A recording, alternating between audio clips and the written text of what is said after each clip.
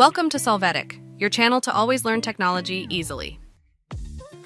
Below in the description, you will find useful links we used in this video.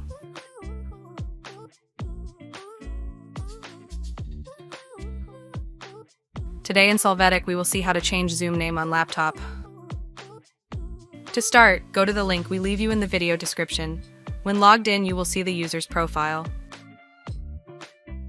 Once there, click Edit at the top. You can change the username in the display name section. When you do, click Save.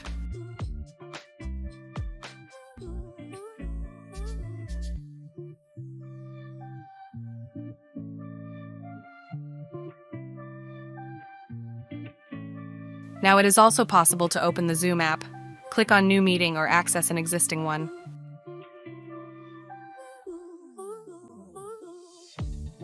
You can see the current name in the lower left corner. Click on Participants. Now in the sidebar, hover over the user and click Rename on the 3 dots. You can enter the new name to use. Click on Change.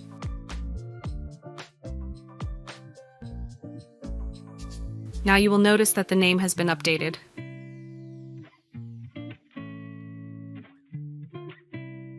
Hey, remember to subscribe Solvetic channel.